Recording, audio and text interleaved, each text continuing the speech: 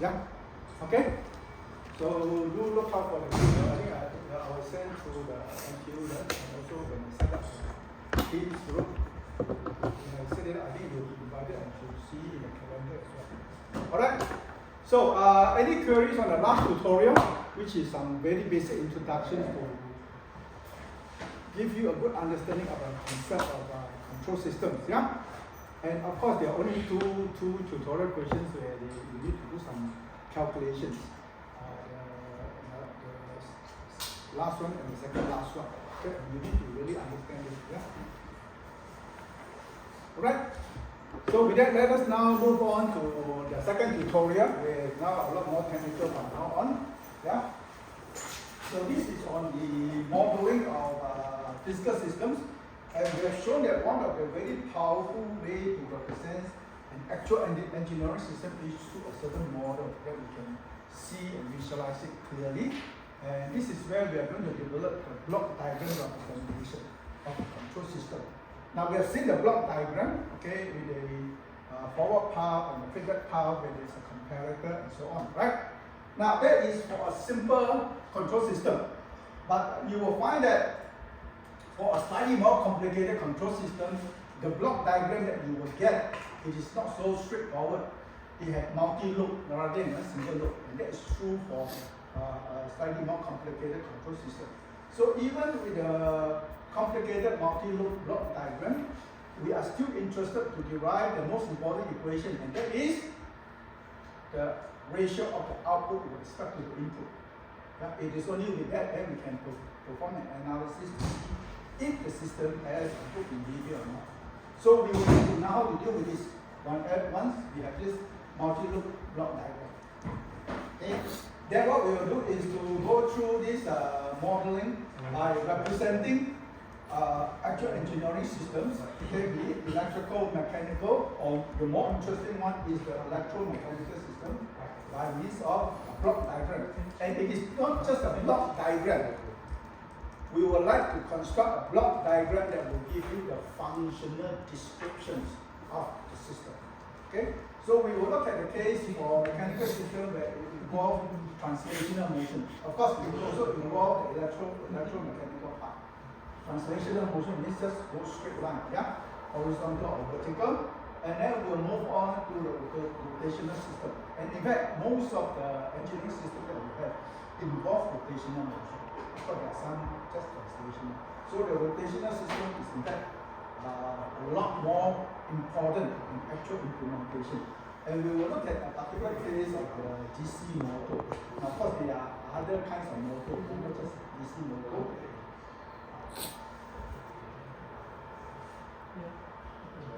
Okay, for example, this is a multi-loop. A multi-loop, quite complicated. In fact, if you can understand this fully, then you have no problem of deriving the relationship between the input and the output of this system. Okay, so you have a multi-loop. So once you have this multi-loop, how do you deal with this? So the whole idea is to really systematically simplify the block diagram. A very important approach. Not that we want to really simplify it. Sometimes in some kinds of application, we are interested to know what is inside the system. And through this kind of manipulation, we are able to zoom in onto that part of the system. Okay? Because this is basically interconnections of many subsystems. Each of these is a subsystem, right? Including the comparator is a subsystem, but interconnected in a complicated way. So one of the main things is when you look at this kind of multi-loop block diagram, you look within that. Within inside this block diagram, it says something that I can simplify. Okay? So you would like to look for what? You would like to look for parallel path. They can simplify that we discussed last week. Or you look for a standard feedback loop. Standard one single feedback loop, where you can also simplify it using the formula that we just learned last week, right? Forward transfer function, feedback transfer function, formed as, for example, the feedback loop. Then the closed transfer function is G over 1 plus GH, yeah, with a negative feedback. Okay, so we look for that. So when you look at this block diagram here, oh, look at here, this seems to be something simple, right? One single path, another path here, two parallel paths, correct? These are two parallel paths. But unfortunately, there's a take-off point here, so you cannot simply simplify it. So you have to think of a way to move the take-off point. And my main focus here is to just to move the takeoff point will do. There are other kind of manipulation that you can perform, but moving the takeoff point is good enough. And we will see. Yeah? For example, in this case, if I were to move the takeoff point downstream, then it doesn't work. But if you move the takeoff point upstream to here, then yeah, these two parallel paths can be simplified. Right? So that's all you need to do. Now of course, some people say, can I move this takeoff point out into here? That is even simpler, right? No, you cannot do that. Because if you were to move it out to here, you're going to have a problem to reconstruct your block diagram. Okay? So that is a very important lesson. Don't ever move the takeoff point out of the loop. Okay? This point nobody will tell you, but you have to know. Yeah? You don't move the takeoff point out of the loop. You just move it across certain kinds of control element, either upstream or downstream. So these are things that you need to do only, good enough to simplify your block diagram. That is, suppose I have a takeoff point here, right, where this is connected to something quite complicated, or they may be connected to something else. What I want to do is to move it upstream. Move it upstream. Okay, look at the arrow. So this is upstream, this is downstream. Right? I want to move across this control element here upstream. So if I do that, then I modify it into this case. I break this and I move this point to here. But to make sure that all the signals are consistent, I need to introduce, whenever I move this takeoff point upstream, I need to introduce the transfer function or the control element that I bypass into the feedback path. Into the feedback path. Okay? Very important. Then these two kind of connections, they are equivalent to one another. They are not the same, but they are equivalent. Okay? Likewise, for example, if you want to move the takeoff point downstream across this control element G, then you have to introduce the reciprocal of the control element that you move across. Right? This is 1 over G, the reciprocal. So very important, yeah? Moving upstream, you have to introduce the transfer function here in the forward path back into the feedback path. But here still remain the same. But if you move it downstream, then this part remains the same, but forward path. But the feedback path here, you need to add in the reciprocal of the control element that you pass. Another way to understand it is very easy. Just see that, make sure all the signals remains the same. You want to make sure that this is still your Z. This is R, this is Y, this is still your Z.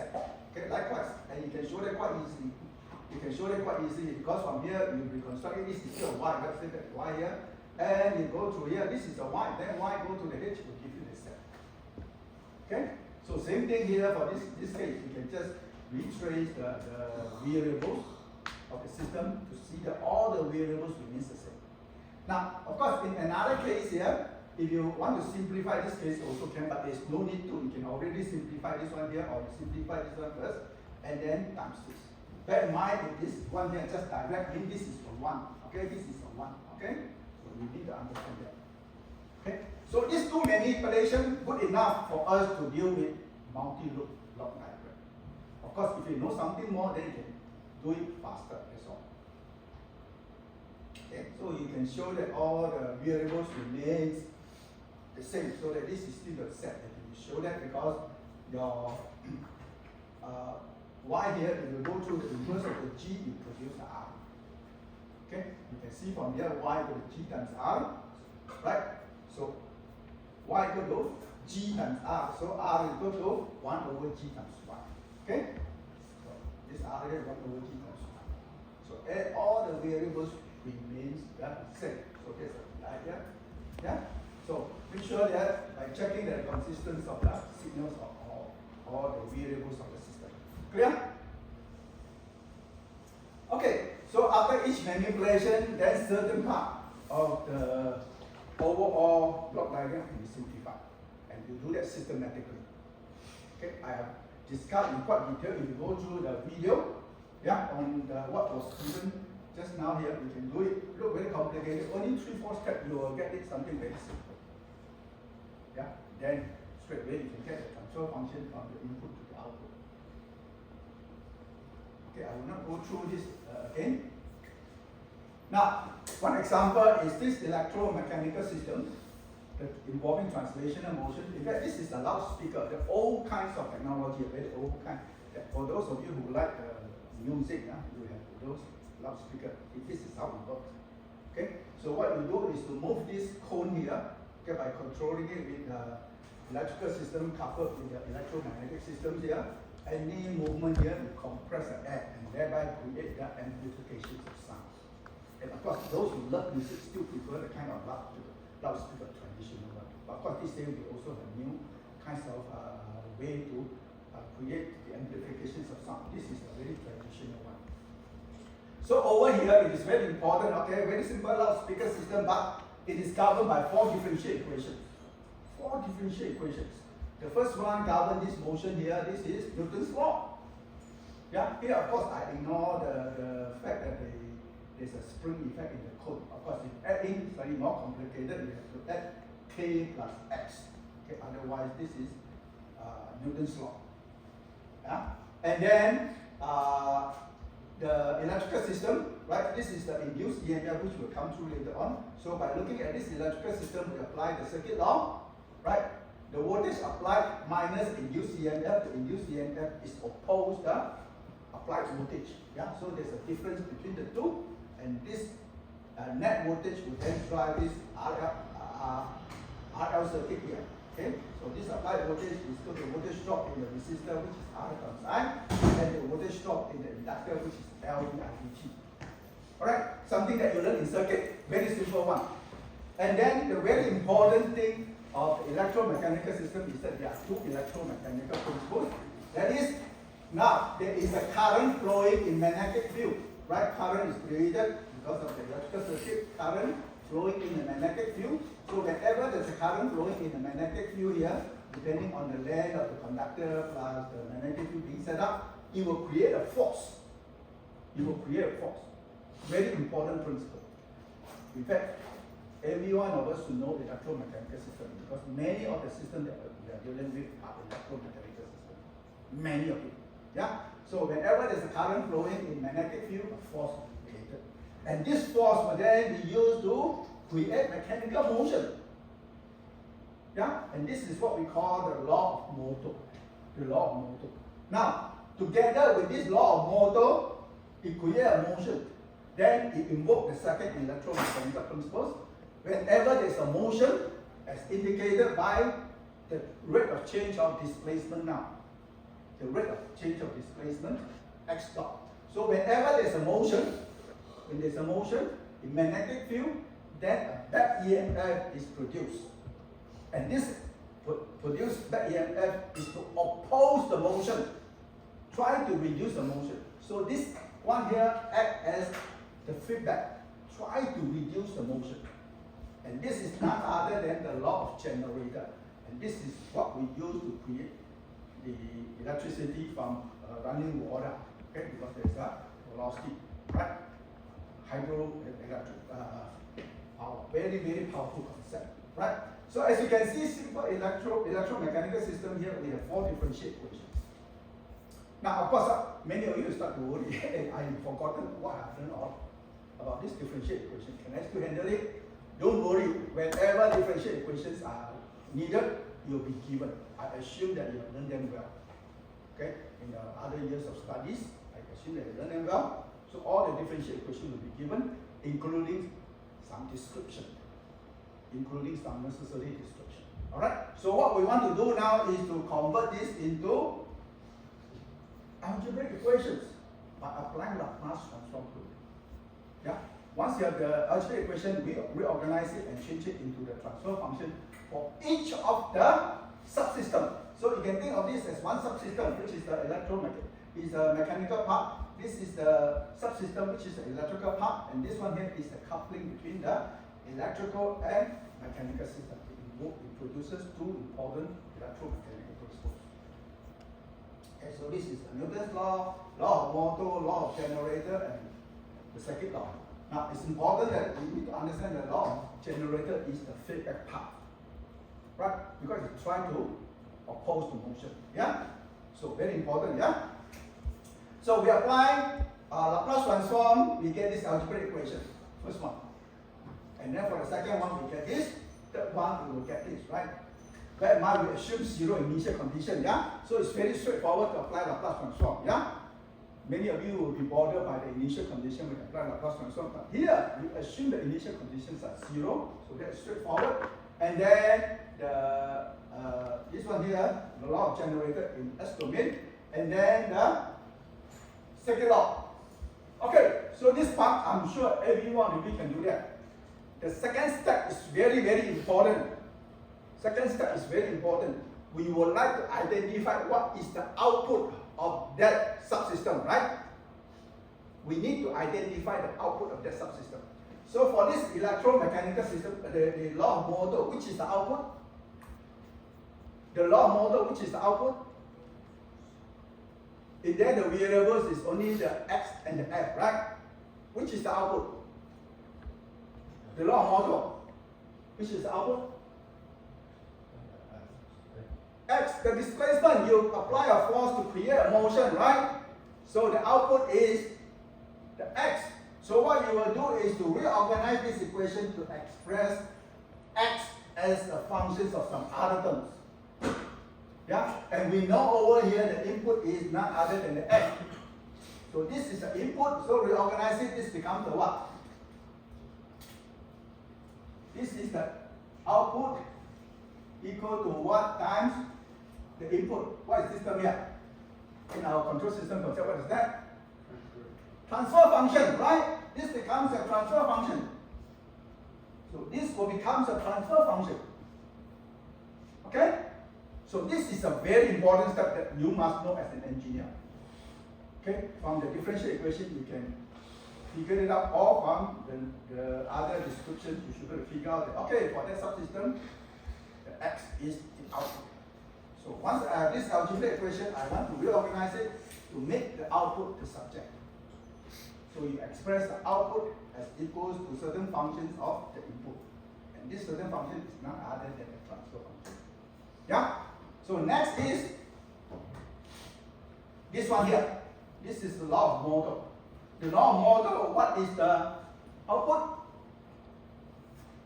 Come on, what's the output? F. Current flowing in magnetic produces the force. Yeah? So this is the output already. And what is the input? Current, right? Current. The magnetic field and the L there is just a parameter of the system. Yeah? So this is the output, the input, this is output, and this is the transfer function. So a very simple transfer function. Yeah? Clear?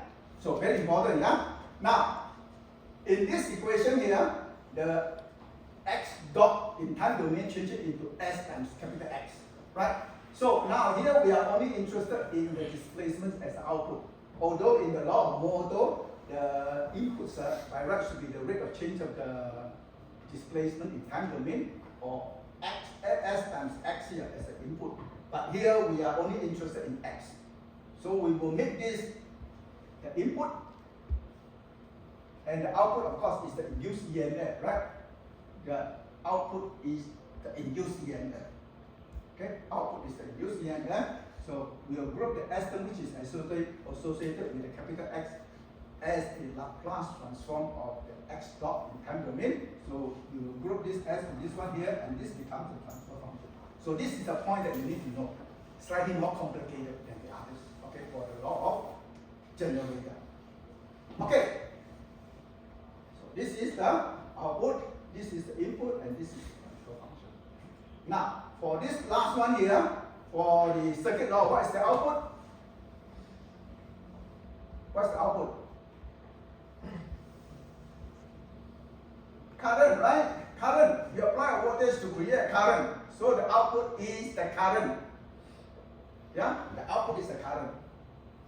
Now, what's the input? The input in this case is applied voltage, but there's a feedback. There's a feedback, the induced EMF as a feedback. So the net voltage applied as an input, which is the difference between these two quantities, and that can be implemented easily using comparator, right? With the minus sign, we use a comparator. Alright? And then what's the transfer function? Transfer function is the inverse of this. So you reorganize it, you will get this one here. So this is the output of the electrical subsystem, and this is the input of the electrical subsystem, which can be implemented using a comparator with the actual input being applied voltage and compare it with the feedback term, which is the UCMF, and this is the control function. Alright, and that's something that you have to know. Okay, so this is a slightly more complicated second step that you need to perform. Okay, so each of these in fact represents one subsystem that interconnected together to give you a complete description of your electromechanical system, which is a loudspeaker. Okay, so what we will do is represent them, each one of them, as a block diagram. Yeah. Okay, so as you can see here, this is the mechanical subsystem. And there is a certain way to put them, very important. For electrical mechanical system, we are using electrical system to control the behavior of a mechanical system, right? For every electromechanical system, we are using electrical system to control the behavior of mechanical system.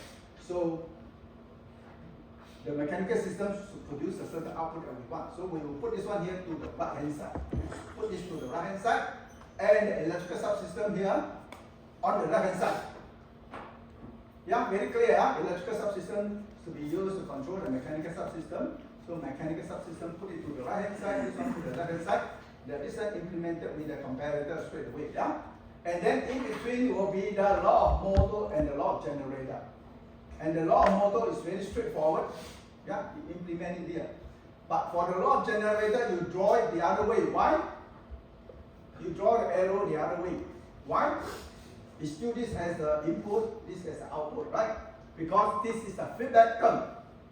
The feedback term, yeah? Feedback path, right? Feedback term, so feedback path. So once you understand this key concept, then to represent whatever is given in terms of block diagram, you should not have any difficulty. Okay? So once you lay it out, then it's very easy to interconnect them. I go to I here, F go to F, X go to here, and this one to here. And then you interconnect them, becomes a very nice block diagram. Okay?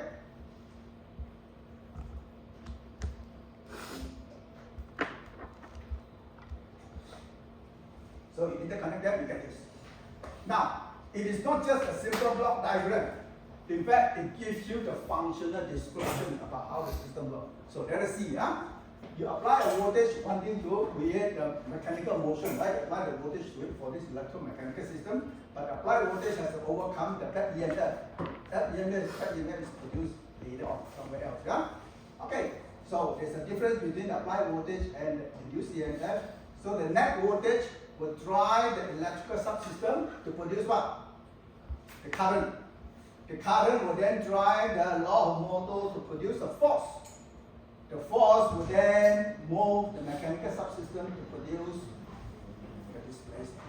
And because of the change in the displacement, a back EMF is produced by the law of motor. So as you can see, not just a block diagram, yeah? But if you do it nicely, it gives you a block diagram that gives you naturally the functional description about how this system works. And this is the most important part. Okay? So I don't have to look at that complicated system, and I'm able to look at this to decide, hey, this is how the system works. Now, for this simple one may not be so critical, but later on you will see it's very important in this understanding. Yeah? So now with this one here, these three can be all grouped together to form one single control element called G. This is a H. Then the transfer functions from the input to the output will be given by this one here. Okay? You have G over 1 plus GH, and then simplify this, you will get this as your closed transfer function. Okay? So this is something that you will be expected to know in the first piece. Yeah? Okay, let us now look at the rotational motion, which is in fact the more important part of the motion in many engineering systems that we design. Okay? Although rotational motion is not natural in the nature world, but it is a very important creation by human beings. Yeah? This rotational motion, in fact, it revolutionized everything. Okay? So this rotational motion. So DC motor is an example of electromechanical systems with rotational motion.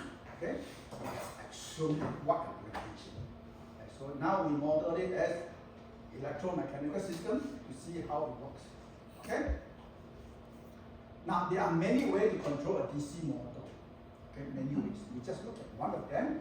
Okay, to control this DC motor, I need to set up another circuit, few circuit here where this current flowing here will set up the the magnetic field. Will set up this magnetic field. Yeah, will set up magnetic field here, and then we will have to couple the mechanical system, which is the rotational motions of the motor, with the electrical subsystem.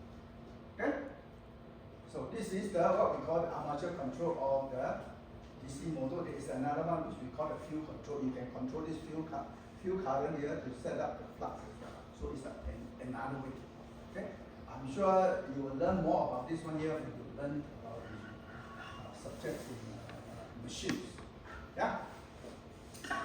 So in this case, of course, for control system, we assume that everything is designed nicely. We are operating in the linear range of the magnetic fields, and everything has a very nice linear relationship. Otherwise, we're going to have a nightmare, yeah, for the control system. Okay, and of course, then also the performance of the system cannot be described very nicely. But if you can control this within the linear range of the magnetic flux, then we are okay. Okay, so with this one here, it is an electromechanical system. Okay, so the magnetic field is set up because of this field current. Once set up, it's okay. We just focus on this part here. So clearly, you have this electrical circuit. Okay, this is the back EMF, and the back EMF is opposed to applied current, and the rotational of the motor is the mechanical part, right? Law of Newton's law is the Newton's law, but for the rotational motion, it is not the force and the linear displacement. For rotational motion, it's the torque that will create rotational displacement. Okay, angular displacement. Okay, it's the same concept, except that instead of force and this translational motion, it is the torque that produces the rotational motion. And then the coupling between the electrical and mechanical system through this magnetic field, that invoke two very important equations: electromechanical principles, the law of motor, and the law of generator. Yeah. So let us see. Yeah. So the motor torque developed here is dependent on the current flowing, right? The armature current. Yeah, armature current flowing in the magnetic field will produce a torque now. So same as the current produces the force, but now current produces a torque. Yeah, and of course the unit will be all balanced by this constant here. And because of the motion in magnetic field, a back EMF is produced. A back EMF is produced, which is directly proportional to the rate of change of angular displacement. Rate of change of angular displacement.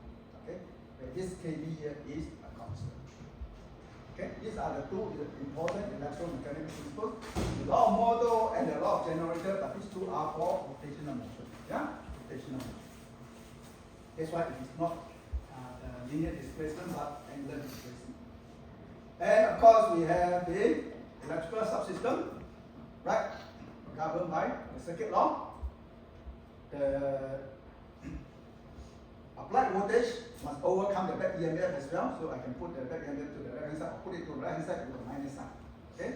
So the difference between these two here will then be equals to the voltage drop in the inductor plus the voltage drop in the resistor. Right? So these are things that we have learned earlier on. Again, the equation will be given, so you don't have to worry. But just important to remember, yeah, because these are key concepts that derive from fundamental governing principles that govern how the system works. You cannot run away from this. Okay? But the equation will be given. And the case of the motor, assuming that there is nothing else connecting the motor is turning freely, right? So it doesn't store any energy. So any applied torque here must overcome the moment inertia, which is given by the moment inertia times the angular displacement, rather angular acceleration but there could be friction to the rotational motion, right? There could be friction. So you need to add in the frictional term. Okay? Now, in the more complicated case where the motor is connected to something else, then there could be some kinds of oscillations that comes in, which we will learn later on in the more complicated systems. So what we'll do is take the Laplace transform of the 4 differential equations, right? When we do that, okay, we get all these 4 algebraic equations first. 1, 2, 3, 4, 4 algebraic equations, yeah? Then what is important next step? It is able to identify which is the output of that subsystem, right? Each of these equations is a subsystem, so we need to identify what is the output of that subsystem. So the first equation is very straightforward. The input is clearly the armature current, and the output is the torque. Output is the torque, yeah? For rotational motion, the output is the torque. For the law of motor, and this becomes the transfer function. And for the law of generator, strictly speaking, is the velocity. That is the input. Ultimately, we are only interested in the displacement as the total output for the motor. So we will use only the theta as the input, not S times theta, yeah? Not S times theta. But if you look at the video, I explained how you can also think of that, yeah? Then we think of it as the velocity control system. Okay? But here we're only looking at displacement control. So what we will do is get this as the input, and the output is the induced EMF. So the S will be multiplied by this constant to give you the transfer functions of this law of generator. Alright? And for the electric subsystem, we know the current is the output. So we make the current the subject, and the input now involves the difference of the actual applied voltage minus the back EMF, which can be implemented using a comparator. Right? So sometimes in this algebraic equation here, the input could be 2 terms or even 3 terms, yeah? But typically only 2 terms, could be plus or minus, depending on how the 2 quantities are added or subtracted. Okay? And then this one here, look, 1 over this one here becomes the transfer function. Alright? And for the Newton's law, the output is the displacement, the input is the torque produced from the law of motor to drive the mechanical subsystem to produce a displacement, and then this one here is written as this transfer function times applied torque. Alright? So what do you do again? Each of these represents a subsystem, so I can come up with a block diagram, although the block diagram is not complete. Yeah? So I can then have this. Sorry.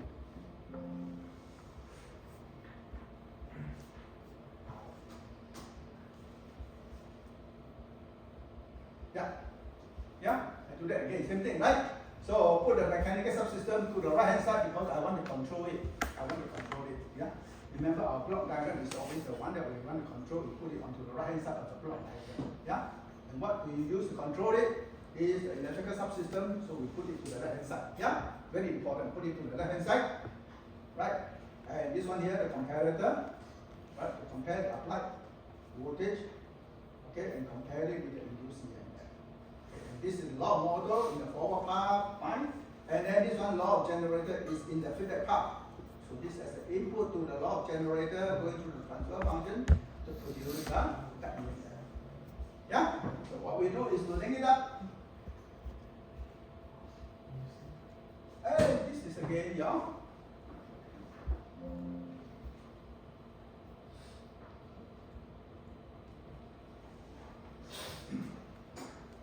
block diagram. And again, it gives you the functional description, similar to the last figure, right? The applied voltage must overcome the back EMF, okay? And you need the comparator to compare them, and then the net applied voltage will drive the electrical subsystem to produce the current. The current flowing in magnetic field will produce a torque through the law of motor, and the developed torque will then drive the mechanical subsystem to produce the displacement. And because of the rate of change of the displacement in magnetic field, a back EMF is produced through the law of generator. Right? So very nicely, it gives us not just a block diagram representations of the system, but more importantly, it gives us the functional description about how the system works, which is more important. Yeah? Okay, so now, when you develop this, in fact, this is a very precise model for the DC motor. But if you look at it here, in the denominator, you have S term, and then S term, and S term here multiplied together, you get S cubed. So it is a rather complicated third order system. Right? So in many applications, you do not need to have so precise a model. We can simplify it. Okay, we can simplify it. In many applications, we are going to use a slightly simpler model. Now, realizing that this is a third order system, okay, in many applications, a second order system would do. In particular, in the case where the inductance is very small, when the inductance is very small, then this whole quantity is very small compared to this armature resistance. So we can do some scaling first. We have to do some scaling. So divide everything throughout by RL, RA rather, divide everything throughout by RA. Then this term here will be 1, and then this LA over RA. And LA over RA is very, very small. Multiplied by S is still a very small quantity. By right, what's the S? The S represents the frequency of operations. You learn about Laplace transform, right? S is replaced by J omega, remember, in the frequency domain. So omega is in fact the operating frequency. So as long as you are not operating at a very high frequency, I'm able to simplify this into this simpler second order system. So as you can see here, it's S times SA, only S squared. So it becomes a simpler second order system. Again, in the video, I discussed how to simplify it. You just simply throw away this one here. You have to do some scaling first before you throw it away. And this is a very standard trick that we use, okay, to simplify a system. Alright? So this is the second order system. Noticing that there are so many constants appearing here, we can of course run the constant together. All these are constants, right? If we know them, we can run them together. Okay, and then that becomes a very simple second order system. Okay? Just basically regrouping all the constants. And you get this as a second order system. Unfortunately, the second order system in terms of position control for the DC motor is lousy. Very bad. If you apply the voltage to it, the motor keeps turning, right? Can you control the displacement? Cannot, right? You cannot. Okay? But if you turn it into a speed control problem, where this term will disappear, and then it becomes a very simple first order system, and then for the motor in the electric fan, wow, it's very nice speed control system. But as far as position control, it's very bad. But this is what you have. This is our design, and that's what you have for the system. So this is where we need to come in later on to add in a controller to make sure that, okay, even in the case of position control, I can do a very good job. Okay, by adding the necessary PID controller. Yeah? Okay, so let us see. Now, first two problem here I have to do with multi-loop block diagram. And we would like to apply what we have just learned very quickly, yeah? And to see how to derive the relationship between the input and the output. Okay? And this one looks very simple, and it is the one that if you are not very sure, you simply move the takeoff point out to here, of course you will get all the wrong answer. Okay? And for this one here, again, I can move the takeoff point. It looks very complicated. I can just move the takeoff point step by step, and then I will be able to simplify it into one single loop. I am able to do it in one single loop. But this is where I'm going to introduce something very new that you learn in primary school to simplify part of this. Yeah, we will come to that later on. And this one here, where I have a satellite control system, right? I want to control the orientation. The satellite is important. I need to control the orientation because satellites are powered essentially by solar power. So I need to turn my one part of satellite here, okay, rotation, to face the sun all the time. So I can tap the solar energy most of the time. So this is one of the orientation control problem. Or the other one is I need to turn my satellite to face a particular station on Earth so that I can receive the signal all the time. So there are two potential so-called orientation control problem that I need to consider in satellite. Yeah. So all the equations are given, and sometimes for simplicity, I will also give you the S domain representation rather than time domain representation, because in certain cases, with the time domain representation here, it is a very complicated description. So I may choose to give you the S domain representation. Once I have the S domain representation, I do not need to do the transform to it, right? Only the time domain equation, I need to transform it to S domain. Yeah? So as to simplify the description of the problem, so here I will just write down the transfer function. Transfer function only makes sense in S domain. And here, look at this. It looks very scary, right? It is the disk drive system, but it is mainly used in mainframe computers, right? Where I could have a multiple access hit right here. Okay, so look at this one, it looks really scary. But all the necessary differential equations are given to you. So what we need to do is to convert it into S domain, right? Which will give you only the algebraic equation. Then for each of the subsystem, I need to know what is the output of that subsystem. Reorganize it to give me the output equals to the transfer function times the input. And that will give me the transfer functions of that subsystem. And then I interlink them nicely in a very natural way.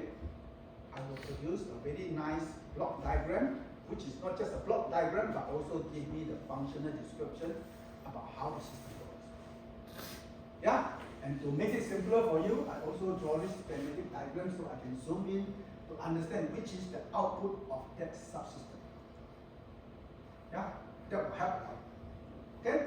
And then this number 5 here will give you a very standard kinds of control setup that is applicable in many control systems. Yeah? This one here. Okay? So this is the input. Displacement quantity is very difficult to manipulate, so you convert it into electrical quantity, right? And likewise, the output here, you also convert it into the electrical quantity. So typically, for us, we will implement it by manipulating the electrical quantity, like either the voltage or the current. In this case, it's just a voltage. Convert a displacement into a voltage quantity, converting a displacement quantity into a voltage quantity, so that you can then use our operational amplifier to do the comparison. Yeah? So we will build the block diagram representations of this by looking at this schematic diagram. Okay? So this kind of system here is in fact very common to many industries. It's not just the SPIN control system here. There are many control systems that can be implemented using very similar kind of setup. Many of them. Okay, so please sign it your sentence here. So for this one here, you are asked to derive the closed transfer function from the input R to the output 1. Okay, many students will say, oh, in this case, I move the takeoff point, I learned something, but I don't put in the attention to see, to learn what I should do. Okay, they say, oh, I will break this one here and then join to this part. If you do that, you're going to have a problem. Now, if the input is from here, not from here, you're going to have a difficulty to create what should be added into this part here. Right? Very, very difficult. So you never move the tip-off point outside of this loop here. There's a loop. Could be 2 parallel paths, could be a closed loop here. You should not move it out. Okay? So there is no way that you should try to attempt it. Yeah? So I will do it. What can I do? If I cannot move it out, what can I do? I can do something else, right? I can move it downstream. So I can move it from here downstream here. Now this point, is it the same as this point? The same point, right? Everything here is the same point. So when I move it downstream, I can move it to here. Easier to see, right? So I break at this point here, I join it to here. I cannot move it outside the loop, yeah? Because that point is common to this point as well. So we just move it to this point here. So I move it downstream. What should I do to the feedback path here? I need to produce the reciprocal of the control element that I move across, right? So I need to move to introduce 1 over G here. Okay?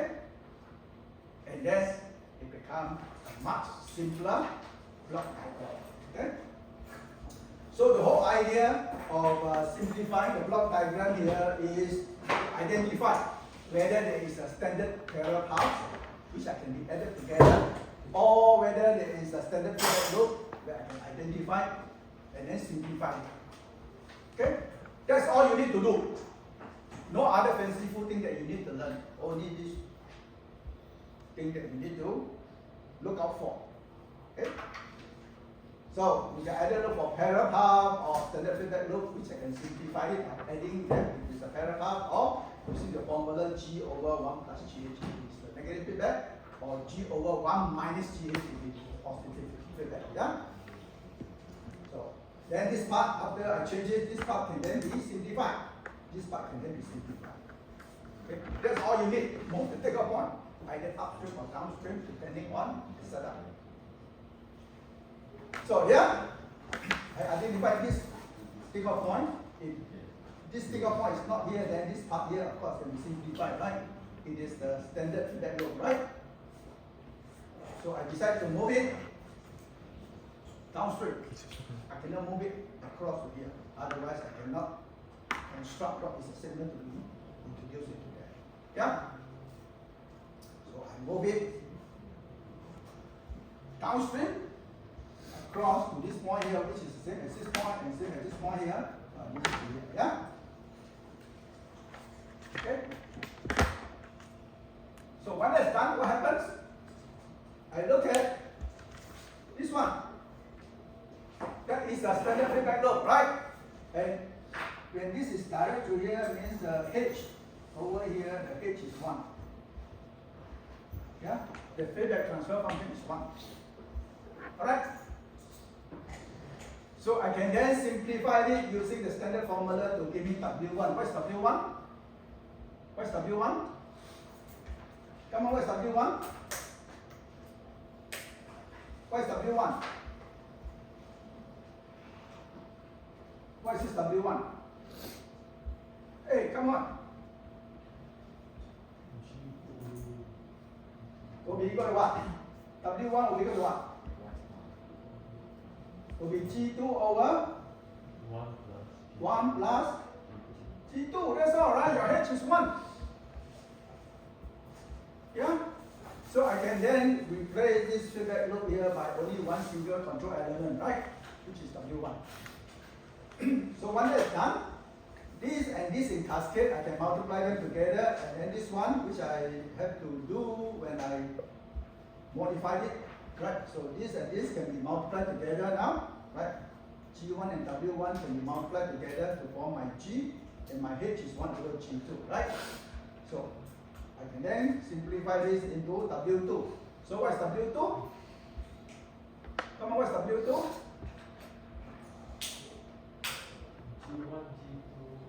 W2 will be equal to G1 W1 over 1 plus G1 W1 times 1 over G2, right? Yeah? That's it.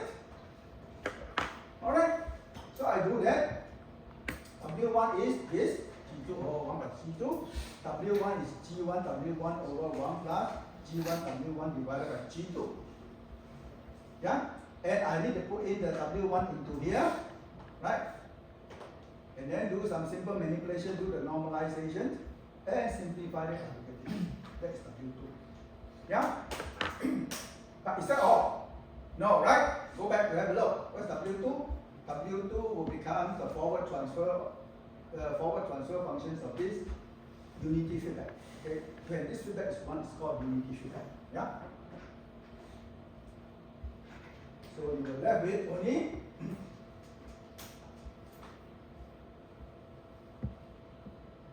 W2, output here, and then the unity feedback. That's it. Okay? So this is the R, this is the Y.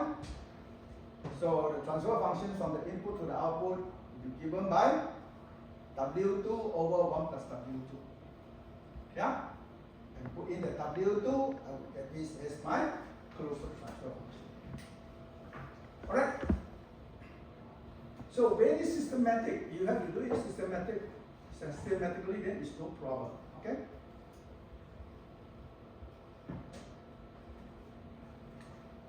Yeah?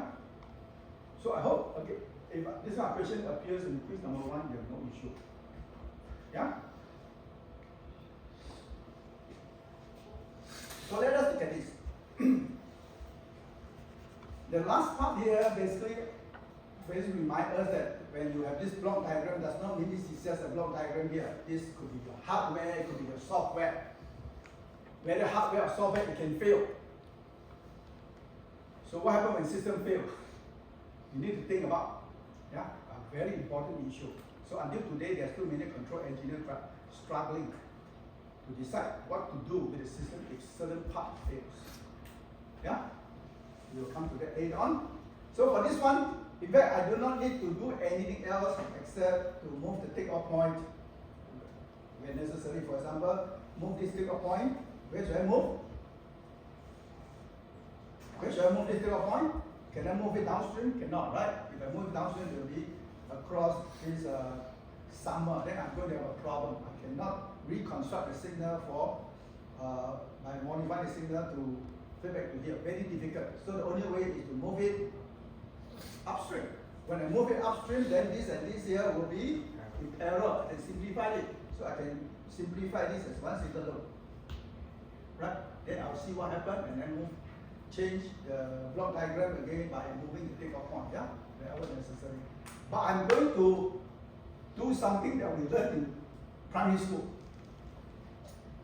You notice that these are the two comparators, right? Comparator here, one after another. So in between it is what?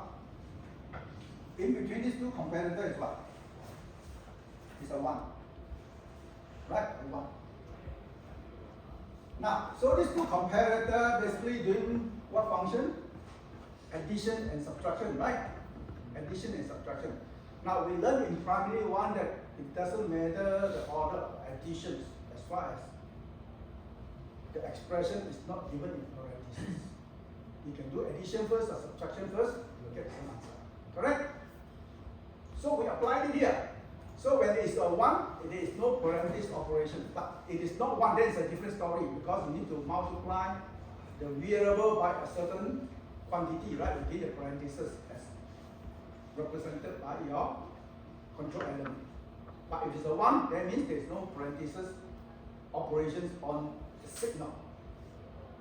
So what you can do is to swap the order of the comparator. Once you swap the order of the comparator, look, this crisscross kind of a connection disappear, right? And then it's something much easier to look at. So if you can exploit this, then you can have a faster way to simplify this block pattern. If not, doesn't matter. You just have to do a couple of steps more, that's all. Okay? Just learn to shift to take a point. You are still okay. Okay? You are still okay. But let us learn about this possibility that I can swap the comparator or even summer when in between the two comparator or summer here, the control element is small. Okay? So we'll move swap the two takeoff point, two comparator rather, right? Because in between the two comparator, the control element has a transfer function of only 1. Right? Then the later part will explain what is the implication. Right? So we swap them.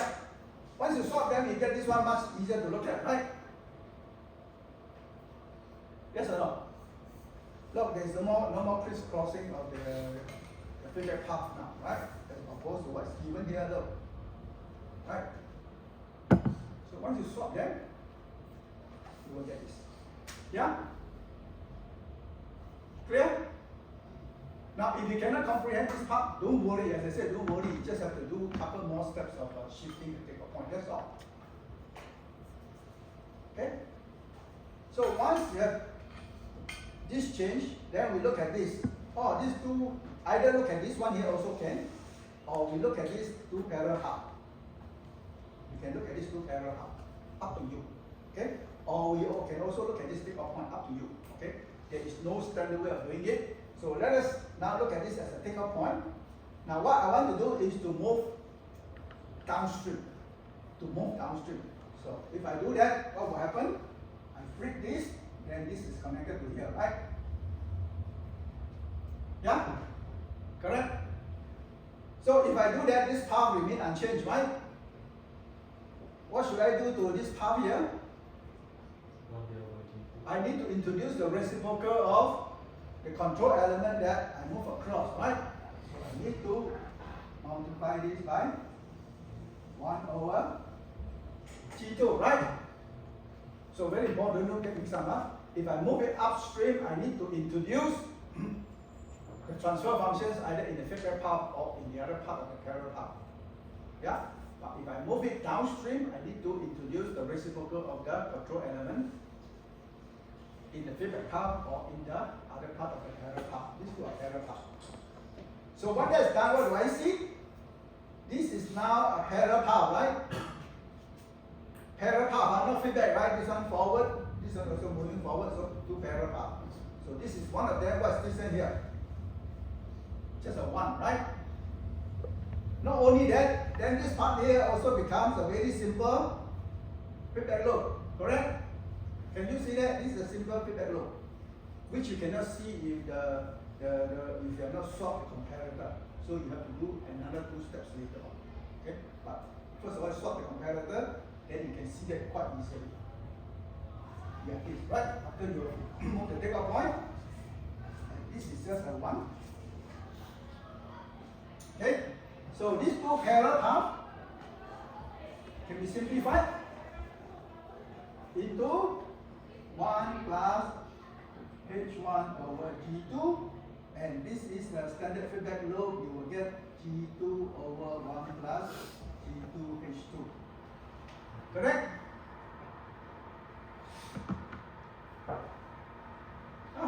So very nice. You can simplify with this. Yeah?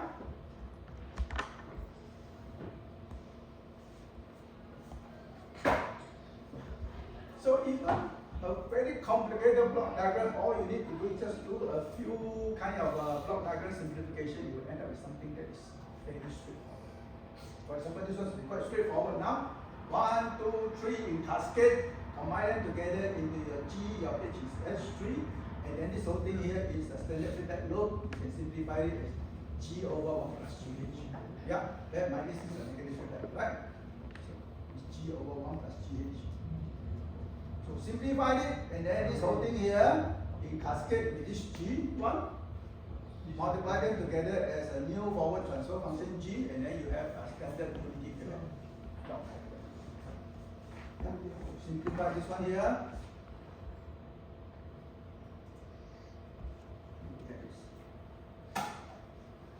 Okay?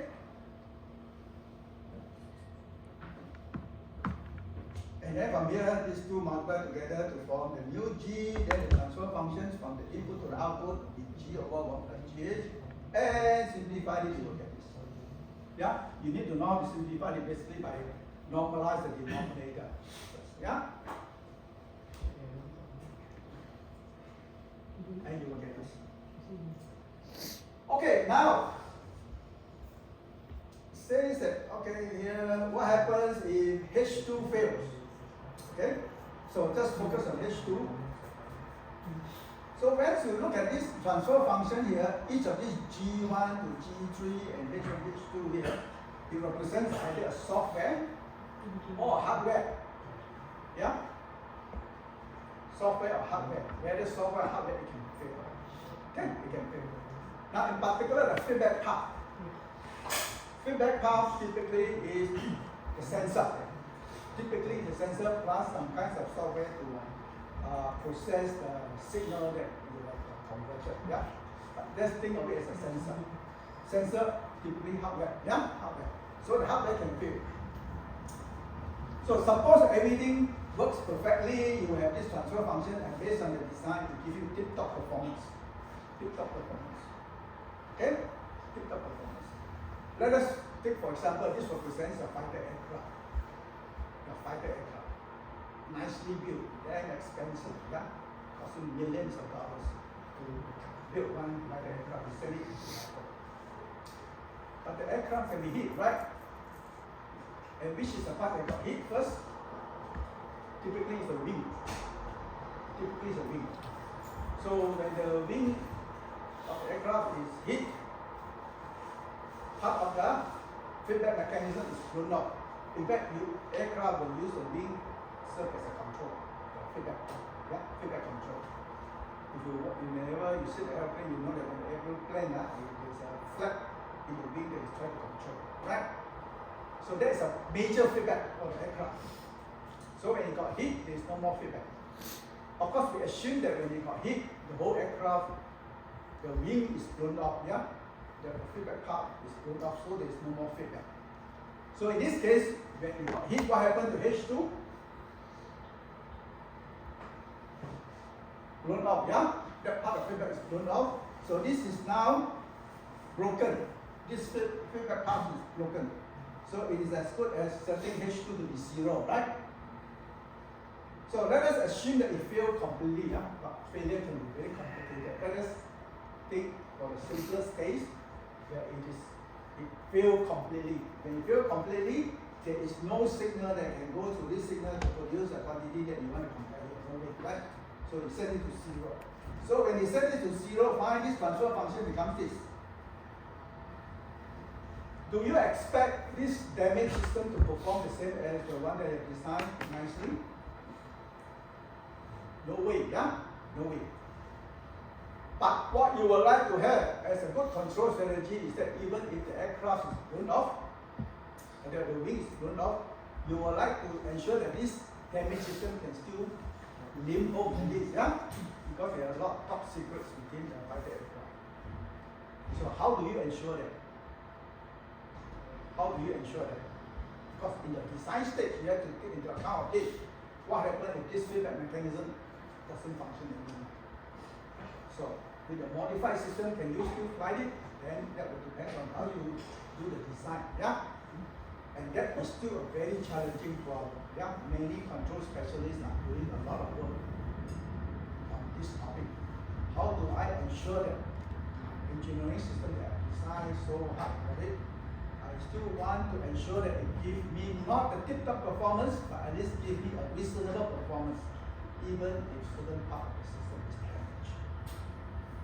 Yeah? Until today, there are still no good solutions.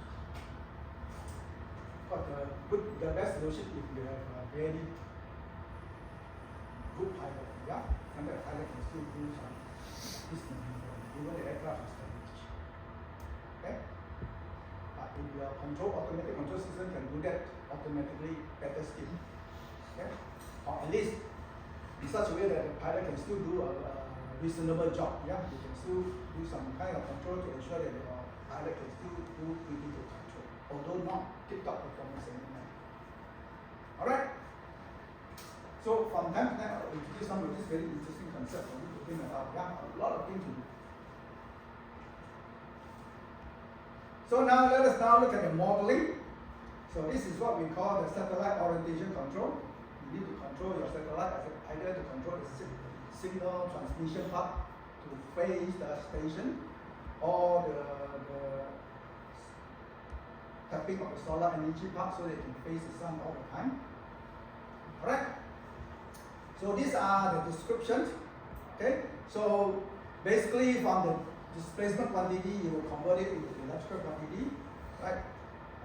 Displacement quantity at the output side, convert it into electrical quantity, so that you can then implement it using the electronic circuitry. Okay, so given that, and then the error is the difference between the two voltage quantity, not the two displacement quantity, because you cannot manipulate displacement quantity, so you convert it into electrical quantity first, and then this one here you convert it, you do a comparison to know what's the error. Okay, then instead of giving you the time domain description, I will use only the S domain so the description becomes simpler. So from this error, essentially you will have a certain function that will act on this error to produce a new voltage required.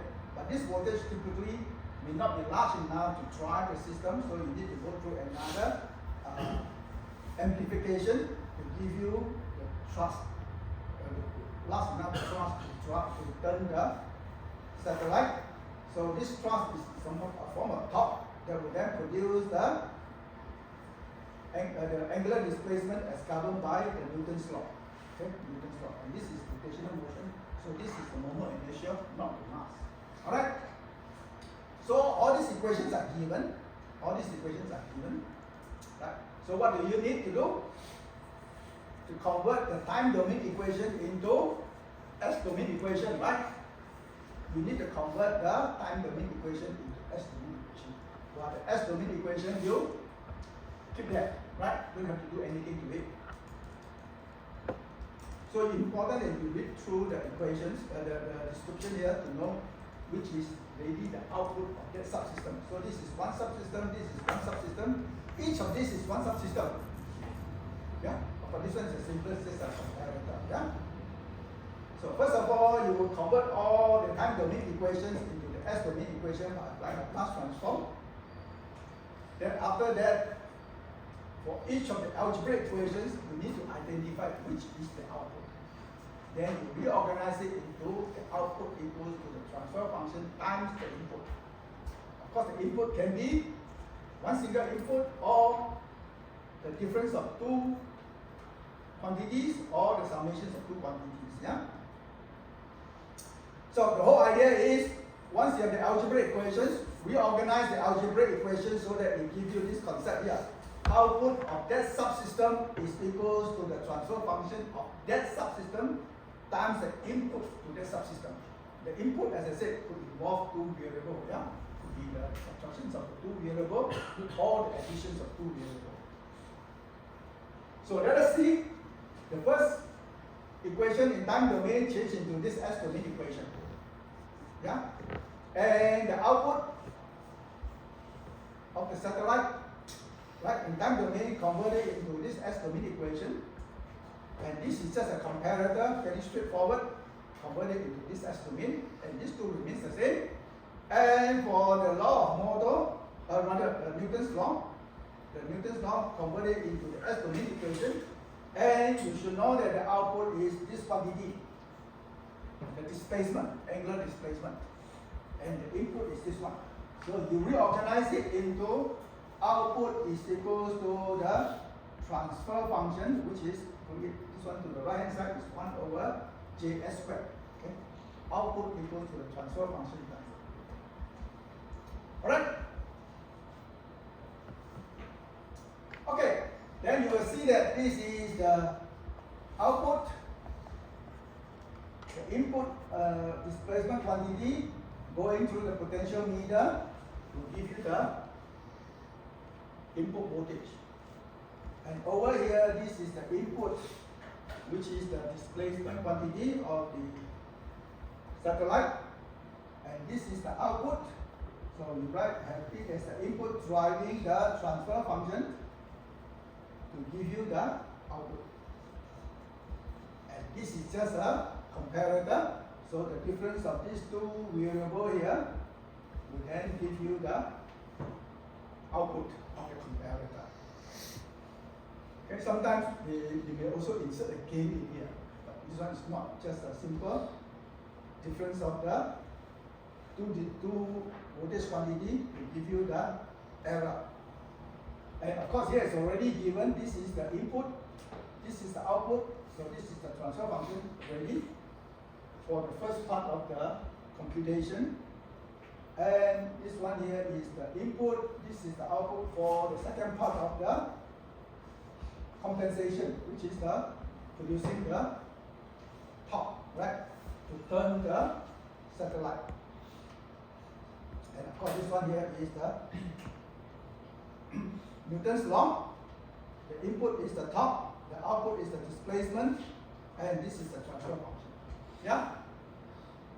So if you want, for each of these subsystems now, where you represent the output as the functions of the input, you can always represent them in terms of the block diagram. So this one here will give me this. And of course this is the feedback path, yeah? This is the feedback path here, clearly. You draw it the other way. You don't draw the arrow from left to right, otherwise when you interconnect them, you are going to have a little issue. Okay?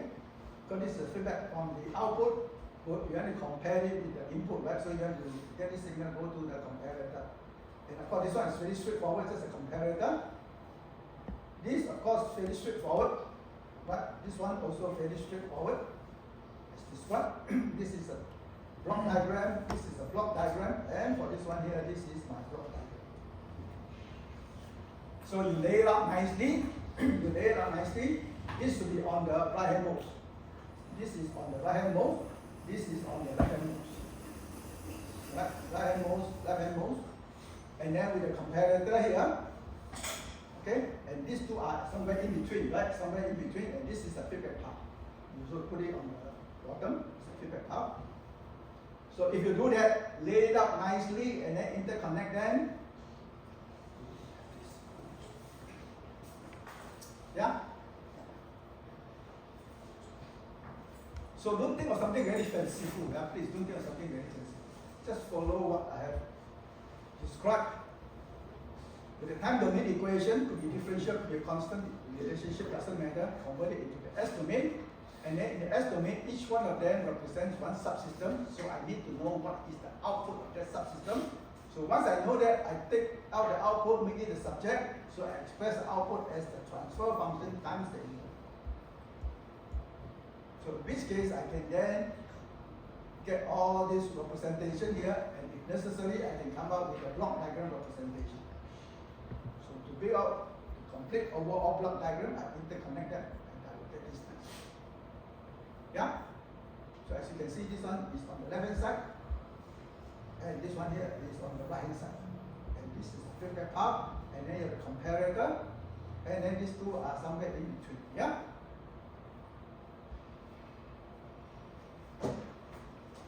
So is that okay? So this one looks more complicated because there are many parts for the subsystems, many subsystems interconnected together. But it is not so complicated, yeah? Not so complicated. But the next one is very complicated. This. Okay, but the hardest part already done for you. All the differential equations are given. All the differential equations are given. Yeah? For the mechanical part, there are two subsystems. Very important. This is the part that you really need to understand. For those of you who have done physics, you will understand better. If not, then you have to refer to this schematic diagram carefully. So for this mechanical subsystem, there are two parts. The first part involving all the force acting on this mass. The second part relates to all the force acting on the second part, and they are being coupled together. So for this subsystem here, what should be the output? For this subsystem here, what should be the output? The Q, right? The output should be the Q. For this second part of the subsystem, what should be the output? Y, very important, you need to understand that, yeah? You need to understand that this Y is the output for the second part. And for the first part here, Q is the output of the first part. Yeah? The rest very straightforward in terms of electromechanical principles. You have the law of motor and the law of generator, and the law of generator is the feedback part. Yeah? And for the electrical subsystem, you have a very simple electrical circuits here. Okay? So that's all that you need to know. Okay. So let us try. It looks very complicated. Okay? But essentially, it's just apply Laplace transform to the differential equation. Yeah? You are not expected to derive the differential equation. Alright? So let us recap in order to get a good understanding of mechanical subsystems. Two of them. This is the first part of the mechanical subsystem. This is the second part of the mechanical subsystem. It looks simple, but as I said, you need to understand for this subsystem here, what is the output. For this subsystem here, what is the output? Something that you need to know. Okay? And then the coupling between the electrical and mechanical systems here, you have the law of generator, which is the feedback part. the law of motor, which is forward path, and the electrical subsystems. Right? Clear? So let us try. Anyone have actually tried this problem on their own? No. So there's a problem when I provide the solutions. It's important you try it, okay? It's only when you try it you get a better understanding. Yeah? So, when you apply Laplace transform to this equation, what do you do to the initial conditions? You set them to 0, yeah? I say no 0 initial condition.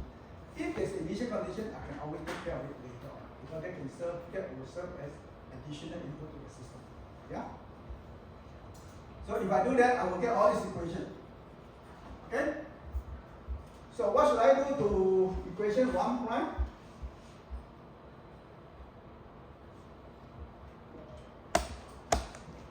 What should I do to equation 1 prime? Come on. Anyone? What should I do to equation 1 prime? There is no paper on the on the table, so I am not really trying the problem. Huh? This day all of you just using a tablet. If you are used to it, that's fine. At least you can scribble, right? But I don't see anyone scribbling on it.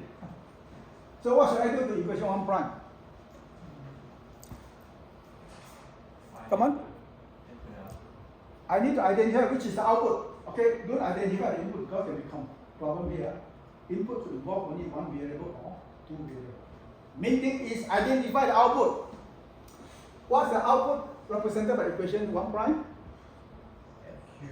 Q, right? Q. Okay, Q as a Q, just Q, capital Q, right?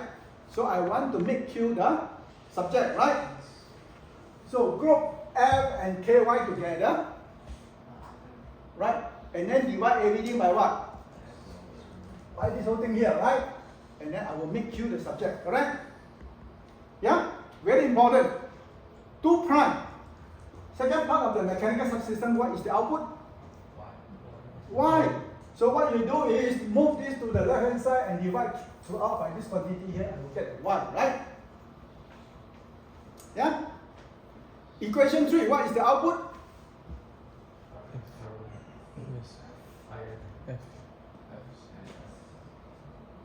Law of motor. Current flowing in magnetic field produces the force. Force is the output. Yeah? I know many of you do not study physics, so electromechanical principle to you very alien, but I'm just summarizing it to something very simple already. Yeah? Current flowing magnetic field produces a force. So force must be the output. So it's already the equation that I want, output is equal to the transfer function times the input. The input is the current. Yeah? And number 4, what should be the output? Induced EMF, right? Output is the induced EMF. So this is already the output. And the input is the displacement Q. Okay? And this S here, grouped with A2 here, to be the transfer function for my law of generator. Correct? And for 5 prime, which is electrical subsystem, what is the output? What's the output? Current, right? Current is the output. So what I do is to make I the subject, divide throughout by this term here. Divide throughout by this term, I will be the subject. So 1 over this will be the transfer function times this as the input, right? Which is involves 2 variables. Yeah? Alright? So very important. You must have this kind of understanding, okay, system understanding, so that you can construct the block diagram required. Not only that, the block diagram should also describe how the system works. Okay? So the whole idea is I want to reorganize it in such a way that I will have output equal to the transfer functions of that subsystem times the input in that subsystem. Okay? So one organized into this, right? So as you can see, the output is the Q, right? So I group this KY together with F, right? Add them together, and then divide throughout by this quantity. Okay? Divide throughout by this quantity, I will get this. This is the transfer function for the first part of the mechanical subsystem.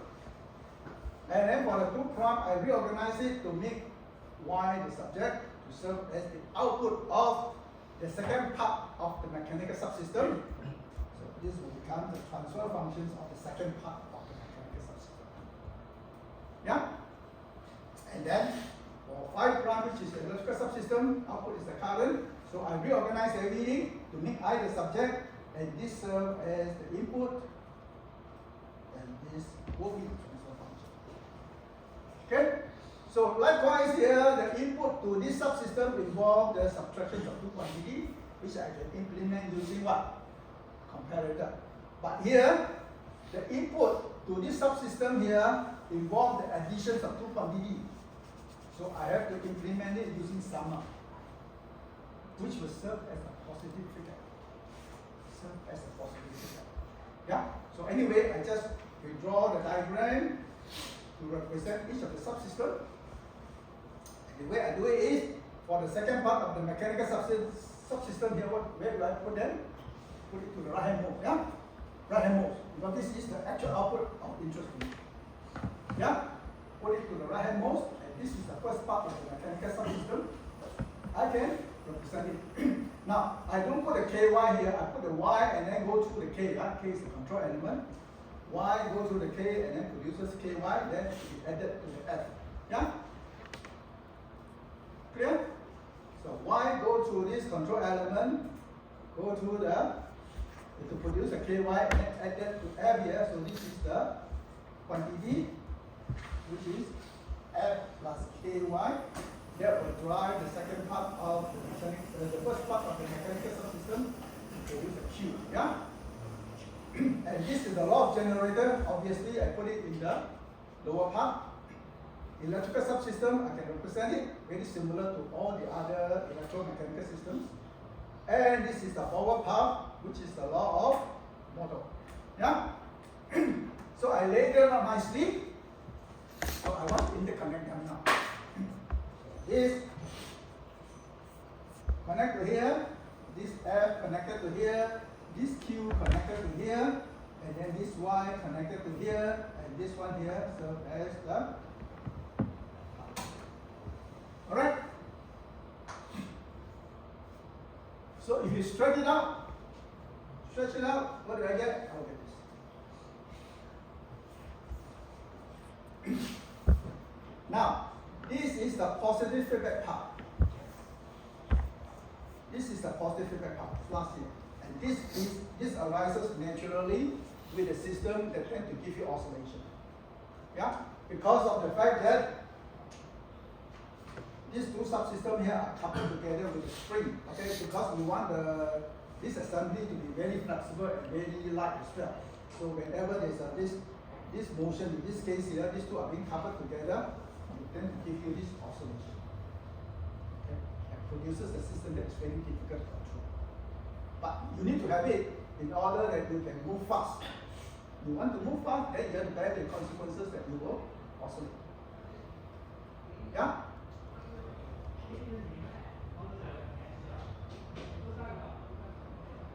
So interconnect them, you get this. And not only just the block diagram gives you a very nice functional description. Yeah, you apply the voltage to drive this monster, right? But there is some back EMF coming through. You know that because of motion in magnetic field. So you have to take care of this. Use EMF. The net voltage will drive the electrical subsystem to produce a current. Current will drive the law motor to produce a force. The force will then drive the first part of the mechanical subsystem to produce the first part of the displacement. And this first part of the displacement will then drive the second part of the displacement to produce the output. And this output, because they are being coupled together, right? This oscillation, you have this natural feedback to here. So this serves as additional input to the area that will drive the first part of the mechanical subsystem. That is how this oscillator behaves naturally, whether the translational motion or rotational motion. You cannot avoid that. It's not that you want it. What you wanted is the fast motion. But because of fast motion, there is this natural feedback term here that create airborne. Okay, create a difficulty for our control.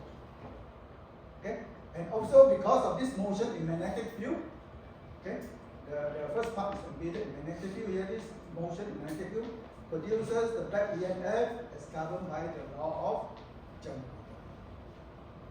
Right, so as you can see, if you link it up nicely, it gives you the beautiful functional description of how the system works. Very neat, very nice. Alright? So if you can tackle this on your own, I say, no problem. Okay. But most will start already. Yeah? I hope once I explain this one here, all you need to do is to go through this systematically, transform the time domain equation into the S domain equation, which is very straightforward, I believe. Then the second part is to make sure that you are able to look into this algebraic equation to identify what is the output of that subsystem. Then what you do is to reorganize it in such a way that you give you the output of that subsystem equal to the transfer functions of that subsystem times the input. Bearing in mind that sometimes the input will involve the subtractions or additions of two variables. Yeah? Alright? That's all you need to understand. And of course, for the law of generator, it forms the natural feedback. Yeah? It forms the natural feedback. Okay, so once you have this one here, you can then simplify the block diagram to calculate what is the overall transfer functions from the input to the output. Okay? So the way to simplify it is, okay, to move this takeoff point downstream. Move it downstream. If you move it downstream, you will change it into this one here, and you have to introduce 1 over this one here in the feedback path, so times AS, you will get this. Okay? Then you have this one. This is where I want to remind you, yeah? So this is a positive feedback.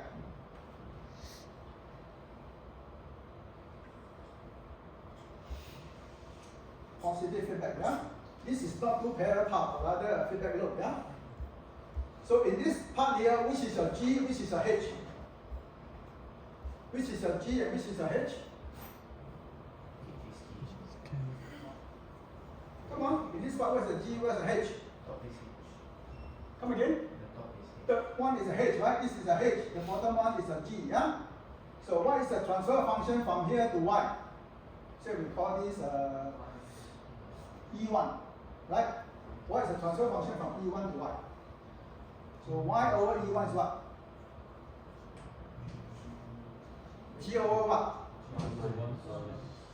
G over 1 minus GH. Okay, very good, because it is a positive feedback. If you follow through the lecture notes and also the video, you will know that it should give you G over 1 minus GH, yeah? Because this is a positive feedback. And this is always very bad. This is always bad.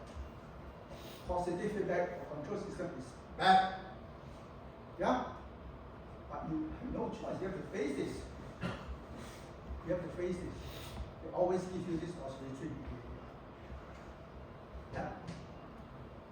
Because you try to reinforce the error. Reinforce the error. Of course, it's very bad. Yeah? So if you do that, you get into this one, then of course you can simplify this, and then these two in cascade simplify it, then you will have this as your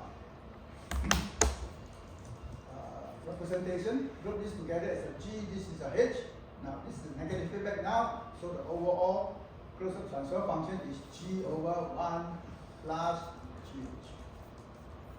Now many of you will not get this term as here. You will get something slightly different, okay?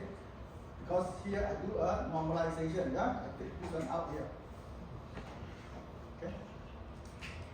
You'll get something slightly different from this one, but it's okay, yeah? It's okay. But you know how to take out the common term, you will get exactly what I will get. Yeah?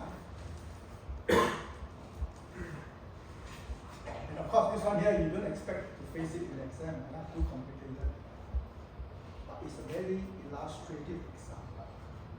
Very illustrative example about what you can face whenever you have a system that oscillates. Yeah? The system becomes S squared times S squared here, a fifth order system. Fifth order system. And this system is lousy, very bad. It does not give you good control over the position. Yeah, you need to position the ring right. It doesn't give you a good control over the position. But you decided to give you fast response. But you have to face with the consequences that the system that you get, even though it's a very complicated first order system, it is a lousy system. So this is where you have to come in to design a controller. Yeah? And this controller has to be sufficiently sophisticated. PID control cannot control this kind of system. Yeah? You have to use very advanced control. Because you also want to have a precision, so PID control will not work for this case. Okay, over here. Okay, sometimes in the exam, typically I will give you some very nice number to play with. Yeah? You will not have a lot of decimal places. It will be something very straightforward. It may not represent an actual kind of system, but for the one of simple numerical kind of numbers to play with, I will set such a way that the number that you get is very straightforward. Yeah, very straightforward. So for this system here, the motor is now coupled to something else. The motor is coupled to something else. When the motor is coupled to something else, the turning of the motor will also turn the load, right? The turning of the motor will turn the load as well because it's being connected by a shaft. Okay? So it's harder to turn the motor now. So when we learned about the equations for the motor, yeah, DC motor is given by this simple equation here. Now it has to be modified. It has to be modified. Because it is not just the moment initial of the motor, you have to couple the moment initial of the load to the motor as well. And the frictional term, it is not just a friction to the rotations of the motor, but also friction to the rotation of the load. And you have to combine them. Okay? You have to combine them.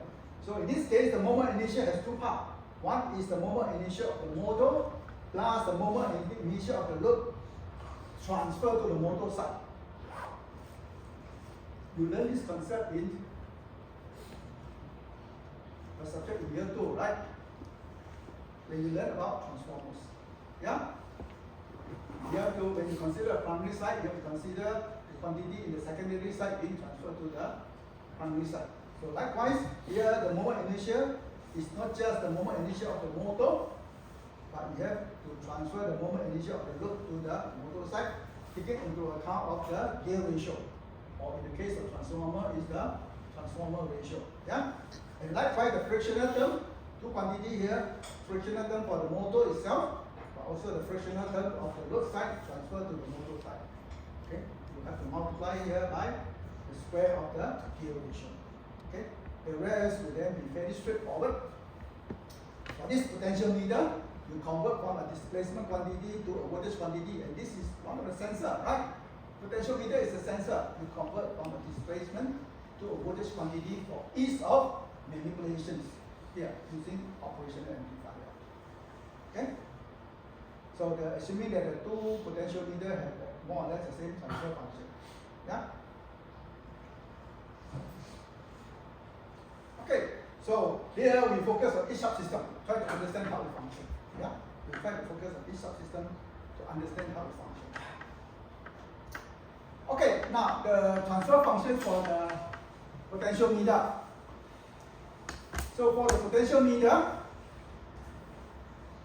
we are told that this is the transfer function. Yeah? We are told that this is the transfer function, the voltage output with respect to the applied displacement is equal to this one here. Why? This one is given. If this is not given, then you are expected to derive from here. You are expected to derive from here. Okay? So I need to come up with a transfer function that describes how this potential meter works. So this potential meter has the displacement as an input and the voltage as an output. So how do you derive the transfer function? So over here, we will assume that this potential meter is a linear potential meter.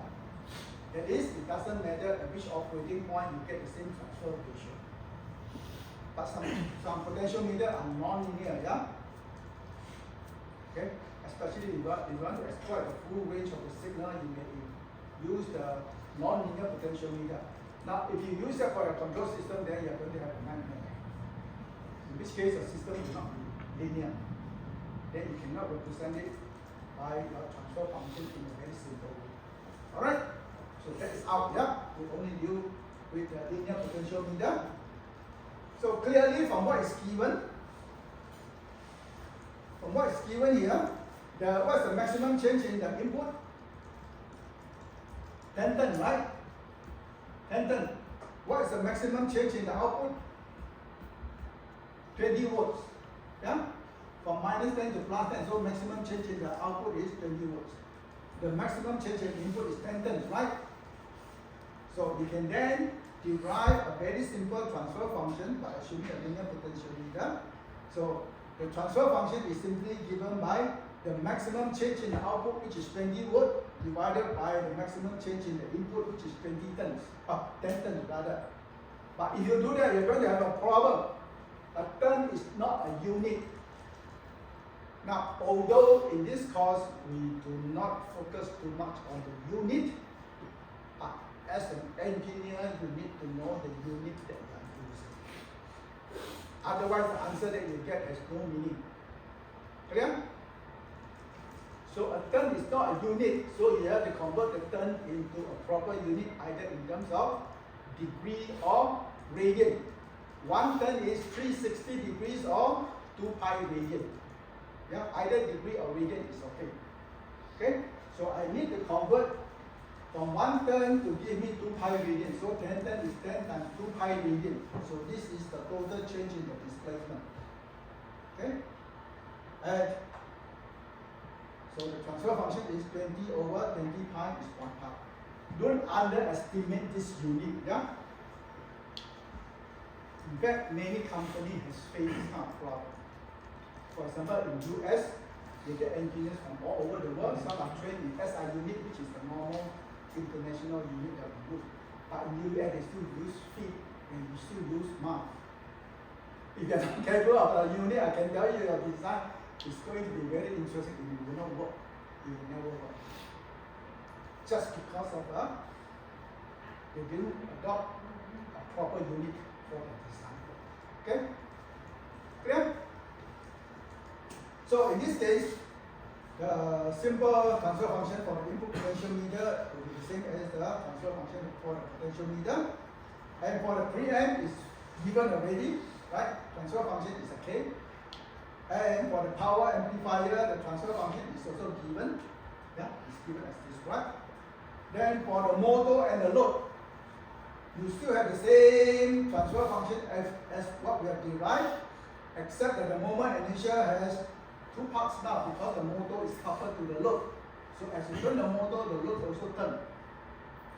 Yeah, but turn differently because of the gear ratio is different. Because the gear ratio is not 1 part, so it will turn differently. So you have to multiply the moment initial of the load side, transfer to the square of the gear ratio. Okay, so put in the number as given. You have this simple number here for the moment initial, and for the frictional term, again it has 2 parts. It has 2 parts. Frictional term of the motor itself, the frictional term of the load transferred to the motor side. So you have to multiply the frictional term of the load by the square of the gear ratio, and you have this simple number. Okay? It may not make sense in practice, yeah? But my aim is to give you some nice number. Okay? So all these other constants are given, so put it in, you'll get this very simple transfer function. Yeah? Simple transfer function. Alright? And finally, this will only give you the output at the motor side. Yeah? This will only give you the output at the motor side. Then you have to convert from the output of the motor side to the output of the load. Yeah? Output of the load. So what you do is, then look, this part here very clear, right? From the displacement input, go to the potentiometer, will give you the electrical quantity as to represent the input position. And then from the output here, which is the displacement quantity, you convert it into a voltage quantity with the output potentiometer, right? So this can then be compared to voltage quantity can then be compared with a comparator that will go through the preamp with a gain of K to give you a amplified voltage. Then it will go through the power amp to give you a magnified voltage that will drive the motor and the load. This one here is the motor and the load, yeah, represented by this transfer function. And to produce the output at the motor side.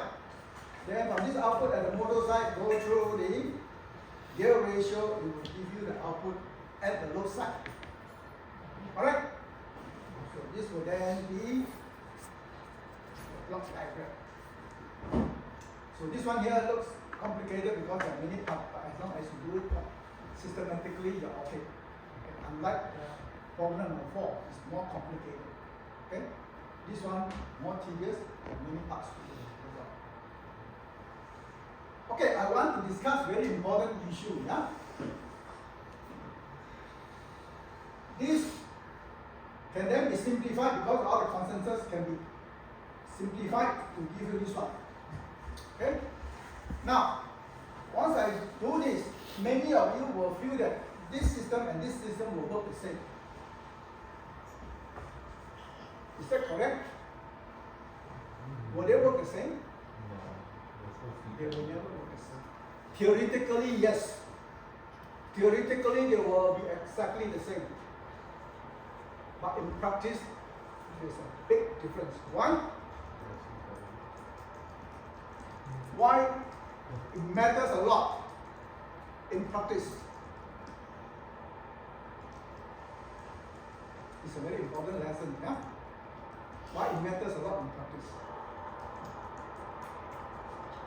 Now, as I said, when you do the modeling, you come up with a block diagram, you assume everything is perfect. But in practice, there's a limit to every of the block. For example, the operational amplifier, there is a maximum voltage output from it, right? If you ask the amplifier, operation amplifier to produce a higher voltage, it is not able to do that. So there is always a limit to each of the block in practice. So when you combine this to give you simplified block diagram, yes, theoretical analysis is fine, but in practice it may not work.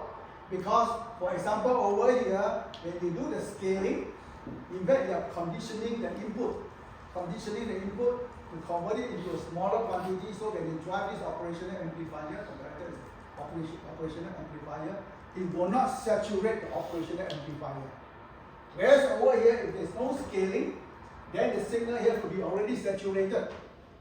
Then the system will function in a very funny way. Saturated means you have non-linear behavior.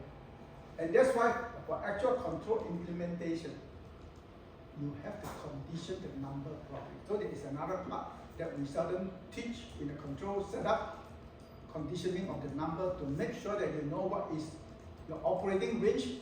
Your signals do not go beyond a certain value. Okay? Otherwise, the system will not function as what we have designed, unfortunately. Yeah? Even though you try it out. But for analysis, yes, we can simplify it. Yeah? We can simplify it for ease of analysis. Okay? But in actual implementation, you have to revert back to the original kind of diagram for the implementation. Okay? Don't say that I can lump everything together and implement it in this equivalent system. Equivalent is only as good as if you have a perfect system. Yeah? Signal does not saturate. But in actual implementation, you always have to face with this problem. Yeah? Each of the control element that you see there represents a hardware, and there's a limit to the hardware that you can saturate. Alright? So, okay, that's all for today.